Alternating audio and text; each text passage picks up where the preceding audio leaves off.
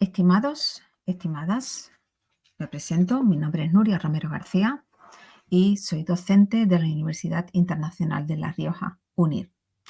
A partir de ahora, en esta presentación, pretendo comentar la ponencia Contrato Lab, una propuesta de innovación docente.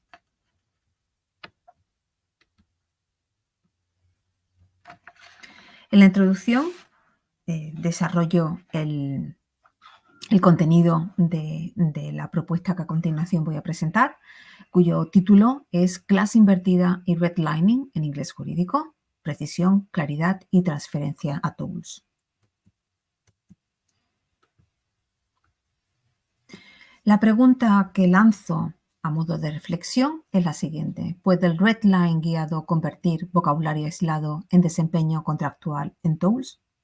Y antes de comenzar, me gustaría hacer un inciso acerca de lenguaje jurídico y sobre todo qué es tools. Bueno, pues como es sabido, la lengua jurídica presenta unas características especiales en su campo léxico, con vocabulario técnico y semitécnico que desconocen las personas legas que carecen de conocimientos jurídicos, y además presentan unas características de sintaxis o de gramática un tanto diferenciadas de lo que supone el uso de la lengua coloquial, el uso de la lengua que utilizamos en nuestro día a día.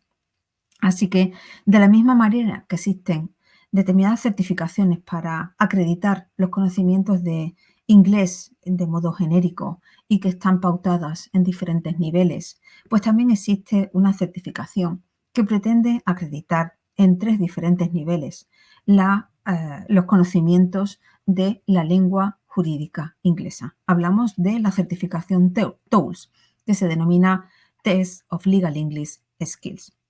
Esta certificación cada vez tiene un mayor reconocimiento y prestigio internacional y es muy valorado por parte de los diferentes bufetes que tienen una proyección más internacional para aquellos candidatos que postulan a integrarse en despachos y en centros de trabajo, en law firms, que son, tienen una proyección más internacional. Estos diferentes niveles son el nivel básico foundation, el nivel intermedio higher y el nivel avanzado advanced. Bien, pues dentro del contenido que tiene esta certificación, la parte contractual, la parte dedicada a cómo elaborar, cómo redactar un contrato, sabiendo cuáles son las cláusulas, el vocabulario, la forma de redacción y el tipo de contenido que se incluye dentro de un contrato en los sistemas anglosajones, especialmente en el sistema jurídico anglosajón del common law británico, pues tiene un contenido muy, muy importante.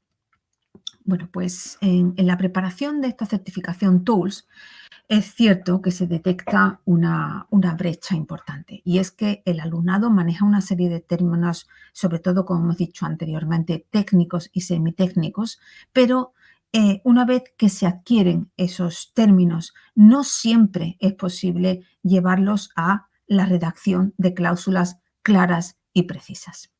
Con lo cual, Contrato Lab Tools se propone cerrar esa brecha con 3 ideas básicas. Enseñar el contrato como un género textual, con unas características muy definidas, practicar con tareas auténticas y medir con una rúbrica adecuada.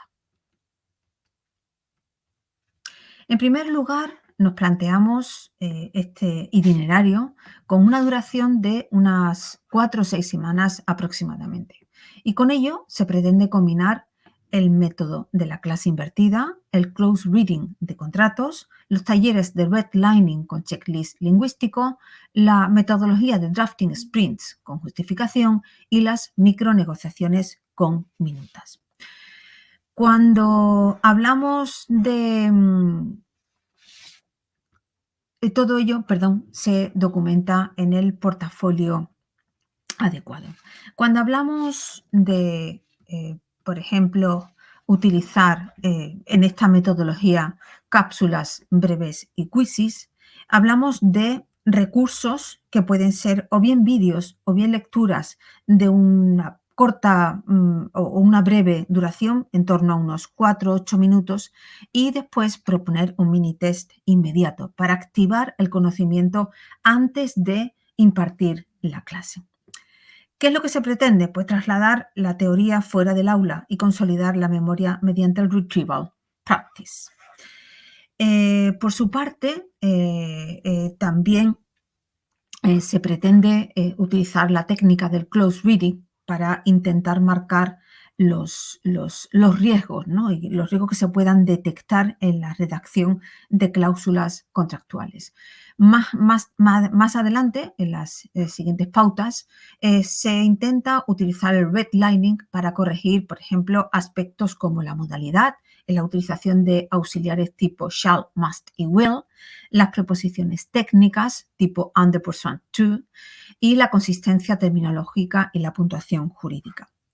¿Qué es el redlining? El redlining lo que trata es de elaborar una sesión de carácter o con un enfoque sumamente práctico de revisión de cláusulas en las que se utilice el control de cambios, tanto el control de cambios como la lista de verificación. ¿Y qué pretende? Pues pretende detectar y corregir sobre todo la ambigüedad y la inconsistencia con criterios sumamente explícitos. También podemos utilizar la técnica de los drafting sprints.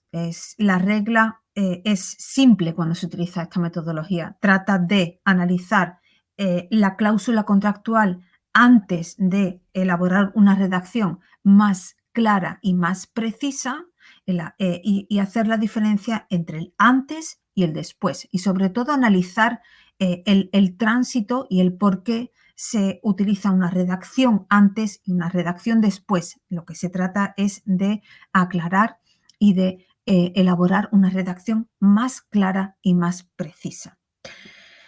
Los drafting sprints son o constituyen ejercicios cronometrados de reescritura breve y que tienen un objetivo muy concreto.